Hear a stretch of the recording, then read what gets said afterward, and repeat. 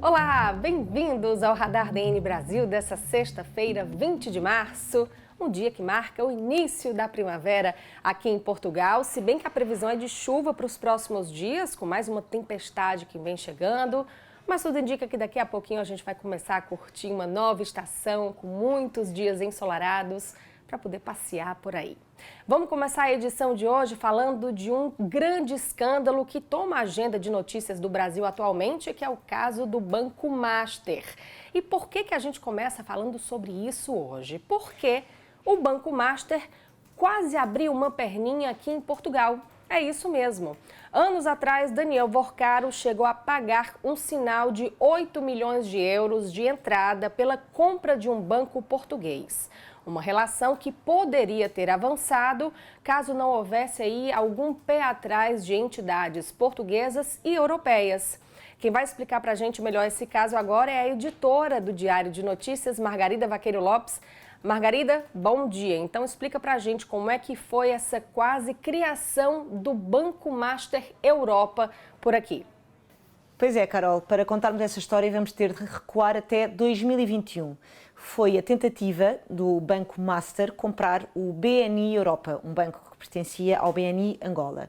O que é que aconteceu? Basicamente, o Banco Master queria entrar na Europa, onde basicamente todos os critérios de regulação são mais apertados do que em alguns outros países e, portanto, para conseguir ter um pé, assim dizendo, no continente europeu, apresentou uma proposta de compra pelo BNI Portugal, um banco que já estava há vários anos no mercado e já tinham inclusivamente falhado duas tentativas de compra, uma por uma empresa chinesa e depois outra por uma empresa espanhola. Em dezembro de 2021 é então assinado esse acordo de compra entre o Banco Master, no Brasil, e o BNI Portugal e foi pago esse valor, que tu já referiste, de cerca de 8 milhões de euros, um valor que, na verdade, ainda hoje não se sabe se, entretanto, foi devolvido ou não ao Banco Master. Para um banco entrar na Europa, são precisas algumas coisas, não é? Nomeadamente um banco estrangeiro, no caso.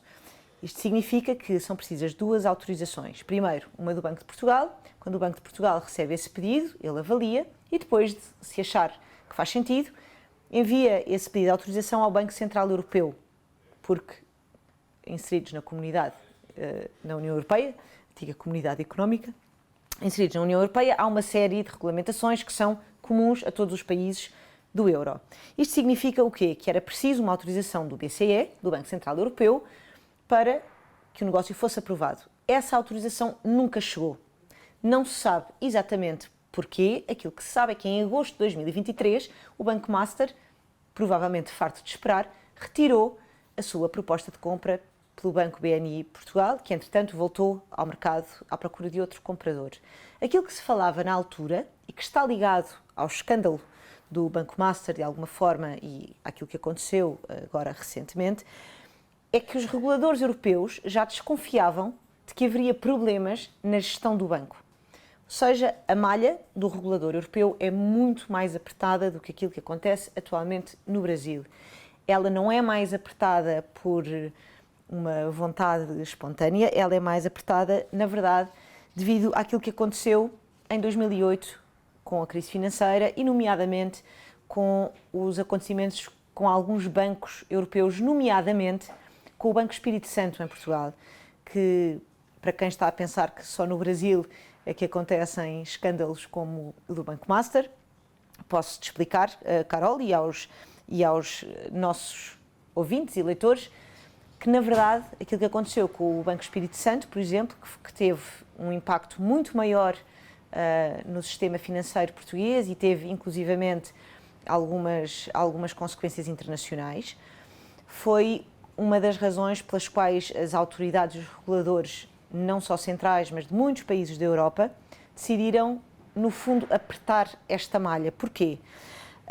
O Banco Espírito Santo, um dos maiores bancos portugueses, estava na família Espírito Santo há décadas. À frente do banco estava Ricardo Salgado, um banqueiro subejamente conhecido, inclusivamente no Brasil, onde o BES tinha a operação.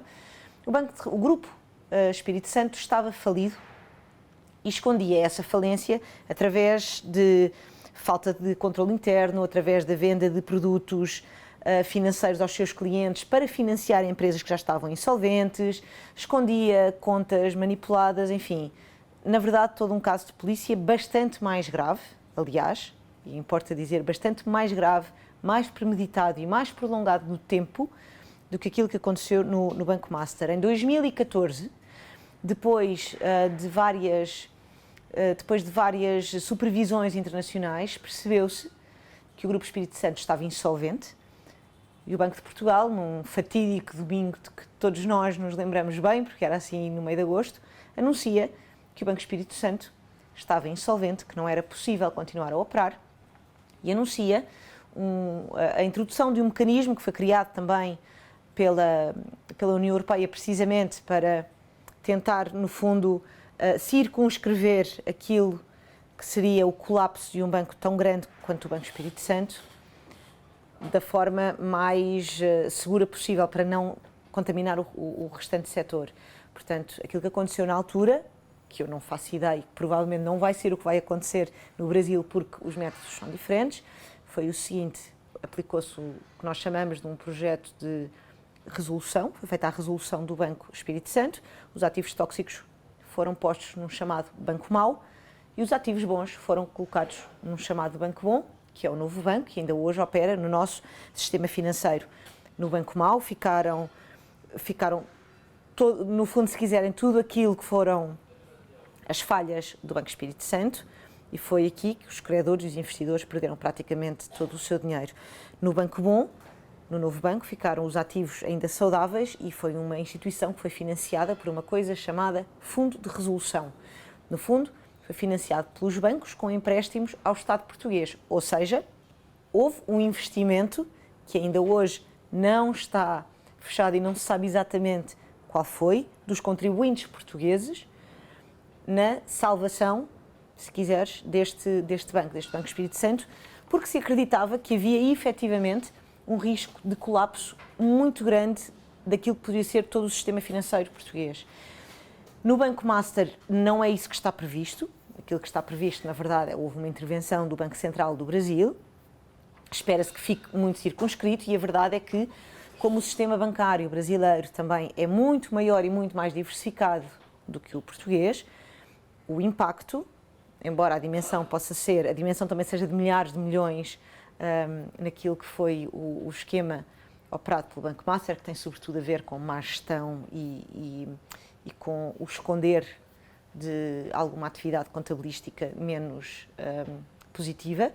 Aquilo que se espera que aconteça é que houve uma intervenção do Banco Central, agora está tudo a ser investigado, eventualmente em instâncias criminais, mas digamos que é muito mais circunscrito porque o sistema é mais resiliente. Para voltar ao início e concluir, o Banco Master, quando retirou a sua candidatura à compra do BNI, que nunca foi justificada pelo BCE, como eu referi, apesar de fontes dizerem que acreditavam que o Banco Master não reuniria aquilo que eram as condições consideradas essenciais para que pudesse operar no continente europeu, devido àquela malha mais apertada de regulação, o Banco Master referiu apenas que fazia parte da sua estratégia e que tinha desistido de entrar na Europa e que, portanto, a sua estratégia de expansão internacional se tinha alterado. Aquilo que alguns especialistas dizem agora é que talvez as autoridades europeias, à época, já tenham conseguido ver alguns indícios destas más práticas, desta falta de transparência e de controle interno, algo que para os reguladores europeus é particularmente caro, numa altura em que, ao que parece, sobretudo, nós estávamos perante uma nova crise económica entre 21 e 23, com a guerra na Ucrânia.